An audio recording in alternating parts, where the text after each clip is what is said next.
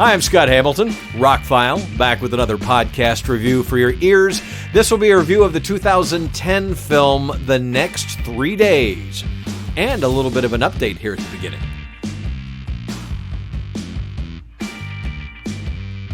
One, I haven't started uploading video podcasts yet because once I threw my test into my editing software last week, my computer crawled to a just so slow it was impossible to work. When I do the Rockstar interviews, Zoom or Skype or whatever does the editing and spits out a video that I can put a beginning and an end on.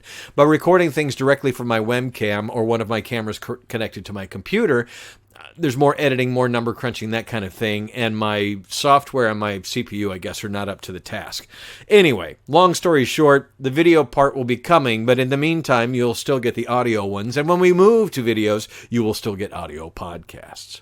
The second little note is a little bit different format. For the reviews, I'm going to do kind of a quick summary with my thoughts at the beginning, so that people that don't want to get into the minutia of the movie, any spoilers and that kind of thing, can just hear what I think about the movie and tune out. And everybody else who wants the long form can stick around and I won't repeat myself. So long and the short of it is, this was a movie I picked up in a Walmart bin for $5. I redeemed the digital copy, set it on a shelf, put it in a box, and really didn't watch it for a decade, or whenever it was I bought it. I didn't buy it in 2010 or 11. It was years later, but I had never seen the movie. It was never on my radar. I know that Paul Haggis is a decent director. And so I finally, the other day, found it in a box, pulled it out, and said, I'm going to put it on my things of, my list of things to watch and review. And I watched it, and it was very entertaining, but it was not anything like what the cover makes you think it's like. And I don't think it's really false advertising. I think if you read the back, you'd get the gist of it. But I was expecting a Liam Neeson-esque action film, and it's more of a drama about two people and what they go through with the penal system, and then maybe they, have to plan an escape. And so more than 3/4 of the film, that's what it's about. And then the final act, which is not a whole act, probably a quarter, maybe less, of the film, is the actual attempt. The actors are great. Russell Crowe does a great job. This was right at the end of his heyday. You don't see him in as many things now. He plays a very down-to-earth character. I liked everybody in the film. I liked the directing. It just wasn't what I expected, but it kept me entertained for a little over 2 hours. I thought they could have sped up the beginning to get towards the meat of it quicker. But establishing characters is important, especially when this is not coming from an action director. He's all about the drama and the characters, and that's what the film is actually about. And well played on all sides. The movie came out in November of 2010. It was made for $30 million. It grossed $67 million. It's about 50% on Rotten Tomatoes and other sites. I would say watch it if it comes on streaming. It's a couple of hours well spent with some good acting. The cinematography is good. It's a good story. It's interesting. Some of the reviews I checked out right before I watched it, somebody talked about how far-fetched it was, but I actually found it pretty believable, especially when you watch some of the extras that Paul, the director, once he had heard about this, it was a French movie first, and he felt he could elevate the material and do a little bit more with the material than the original director did. So he wrote the screenplay and made it into a film. And I've never seen the original, so I can't say, but again, it's more of a procedural about their life before, during, and hopefully after. I don't want to do any spoilers. So it's an entertaining film of about 2 hours and 13 minutes. If you take the credits out, it's about, I guess, 2-3. It was good. It's nothing I have to run right out and watch again, but there's a certain audience for it. There's a certain time for it, and it was well made. There you go. That's the short part of the review. Now to get into it. And yes, I will probably get into a few spoilers as well if you haven't seen it. Some small things like Danny Elfman did the music. If I hadn't seen his name at the beginning, I wouldn't have guessed that. It's a really great score. It just doesn't sound like your typical Danny Elfman. This is a very down-to-earth, gritty, normal, slice of life, almost documentary-esque take on the situation that happens. The movie is divided up into sections, like chapters. The first section, which is actually relatively long, is the last 3 years. Then it says the last 3 months. Then it says the last 3 days, and then towards the end of the movie, we get the next 3 days, which is what the movie is called. And the gist of the film is John Brennan and Laura Brennan, normal guy, Elizabeth Banks is his wife. She gets arrested for murder, and their lives turn upside down. And she's thrown in jail, and he tries to get her out, and then this takes a while. And things look darker and darker and darker, and his dad is Brian Dennehy. Olivia Wilde is a woman he meets at the playground. Ty Simpkins is in it.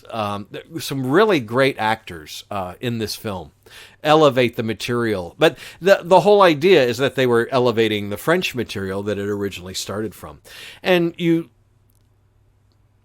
if the movie had moved a little bit faster, I would have been more entertained, but I understand the character building and the world building and all that. They did a great job. And then we see everything he goes through, trying to get the fake IDs and how he does that. Turns out that if you watch the extras, Paul Haggis actually looked these things up. You know, he would just go to Google and go, how do you make a skeleton key? Oh, a bump key. What's that? And that's in the movie. Or how he goes around and he buys small amounts of drugs from people on the street and then ask them about getting passports. Most of them say no. You get the gist of that because he dumps out all these drugs that he doesn't really want on the table, and only one person came back to him and said, I can get those for you. So it shows you mostly from that point of view what someone would do put in that situation. We do see a little of the police procedural, but, you know, the evidence pretty much points to the Elizabeth Banks character. And you don't know for the longest time whether she's guilty or not. Matter of fact, it's a dramatic point in the film when she says, you didn't even ask if I did it or not. And the husband, you know, Russell Crowe's like, I didn't have to ask. You're my wife. All in all, it's an entertaining film.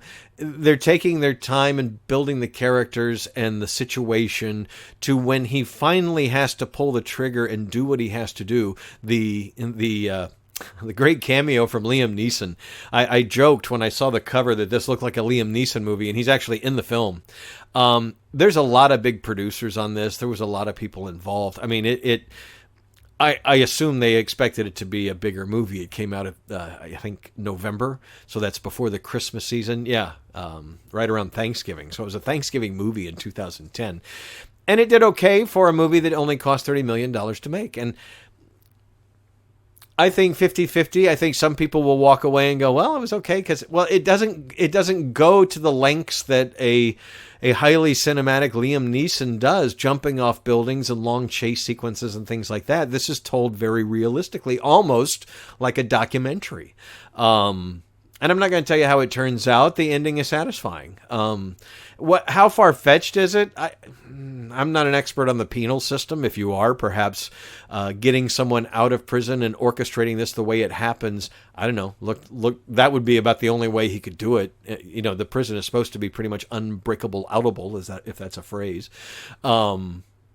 And whether or not they succeed at the end, I found the ending very satisfying. I found the movie in general satisfying. When it was over, I didn't mind the $5 I spent on it out of the Blu-ray bin. Quick side note, there's been a lot of talk, and I've seen more. I'm going to do a separate podcast again about owning hard media. More streaming. Sony is now doing their own streaming service, which means they'll pull Sony movies out of some of the other services. I'm sorry, in my opinion, it's just too much to pay for 20 different streaming services. This is what we wanted when everybody decided to get off cable and move to streaming services. It's insane. And I'm finding movies in my collection that I either forgot the first time I watched them or I bought them and never watched them that give me a picture-perfect quality. I can pause it. You know, I own it. I don't have to wait for streaming. I don't have to worry about any kind of data cap or anything like that. I think owning your favorite movies, this is not one that would have normally been in the collection had I paid $20 to $30 for it. Won't be one I will upgrade to 4K. But like I said, you know, if my mom were still around and she came over one weekend, this, you know, if somebody's mom came over, this would be a good movie to watch because it's PG-13. It doesn't go too hard with some of the, you know, some of the crime stuff, some of the violence and that kind of thing. All in all, it's a very entertaining film, well filmed, well acted, fine. It just doesn't blow you away with anything, but it wasn't made to be that kind of film. I think it's well acted and very satisfying when it winds up, so check out the next 3 days if you haven't seen it in the last decade, which I never have. I have a stack of movies I've been watching, saving for video reviews, and I'm getting behind. So you're about to get a flurry of podcasts I hope you enjoy. I'm Scott Hamilton. My website is therockfile.com. Hit that for all the details, links, and when things get updated, I will let you know. Thank you very much for listening. Have a spectacular day.